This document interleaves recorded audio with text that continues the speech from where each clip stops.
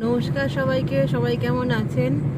আমরা খুব ভালো আছি। আর এই সৈকতকে রেখে এখন বাড়ি ফিরছি। এটা ধনেখালির রাস্তা, তারকেশ্বর আমরা ঢুকে গেছি, মানে ঢুকতে আর একটু বাকি আছে 10 মিনিট মতন।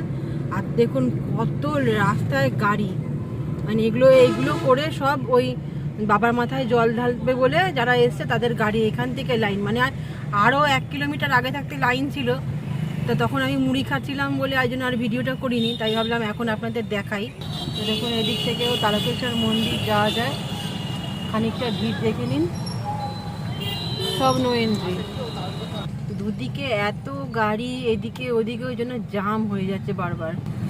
দেখতে পাচ্ছেন কত গাড়ি। আমরা কিন্তু 1 কিলোমিটার চলে এসেছি, তাও কিন্তু গাড়ির সংখ্যা কমেনি। আর এইটুকু আসতে আমাদের আধ ঘন্টা লেগে গেল 1 কিলোমিটার আসতে। এত জাম হয়ে গেছে রোডে। বড় বড় বাসে করে, ছোট ছোট মারুতি গাড়ি, ভ্যান, যে যাতে করে ফেলেছে সব এসে সব লাইন দিয়ে বসে আছে তারা বাবার মাথায় সকালবেলা জল ঢালবে বলে। কালকে যেহেতু সোমবার, দেখুন কত ভিড় রাস্তায়, কত গাড়ি, ছোট বড় সমস্ত গাড়ি, বাস টাস সব।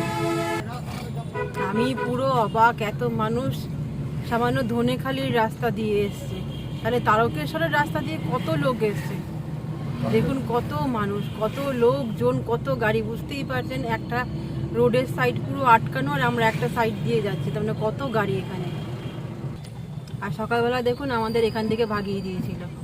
আমরা ওই দিকে যেতাম, যেদিকে আমি দেখাচ্ছি পুলিশটা দাঁড়িয়ে আছে, ওই দিকে দিয়ে আমরা বাড়ি যেতাম, কিন্তু আমাদের এখান থেকে ভাগিয়ে দিয়েছে। বলছে আপনারা ওই যে ধনেখালির রাস্তা দিয়ে যাবেন, এখান থেকে যাওয়া যাবে না।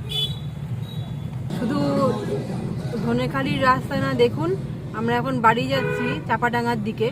দেখুন দুদিকে কত মানে গাড়ি রেখেছে, মানে কত লোক। তারকেশ্বর তো পেছনে, চাপাডাঙ্গা হচ্ছে সামনে, চাপাডাঙ্গা থেকে আরামবাগ।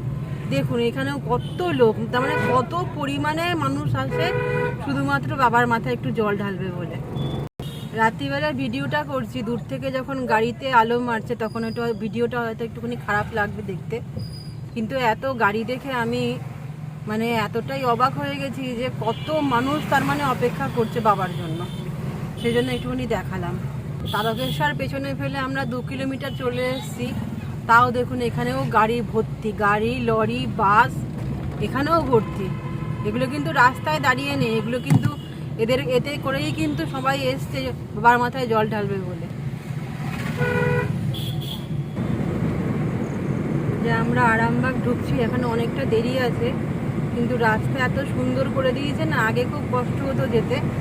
এখন যেহেতু ডবল লাইন করে দিয়েছে, মানে একদিক দিয়ে যাবো একদিক দিয়ে আসবা, সেই কারণে না এত মানে বাড়ি যেতে খুব সুবিধা হয় আমাদের, অনেক সময় কম লাগে।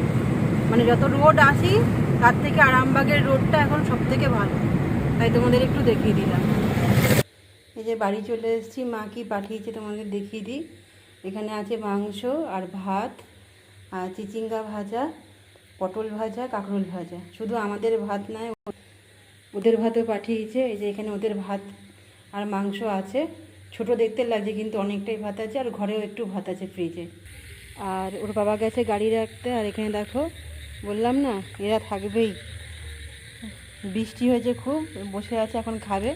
তাহলে ভিডিওটা এখানে এন্ড করছি। তোমাদের যদি একটু ভালো লেগে থাকে, কিছুই দেখায়নি, ওই ভোলে বাবার গাড়ি ছিল ওগুলোই দেখিয়েছে। যদি তোমাদের একটু ভালো লেগে থাকে তাহলে অবশ্যই একটা লাইক করো, কমেন্ট করো, আর আমার চ্যানেলটিকে সাবস্ক্রাইব করো।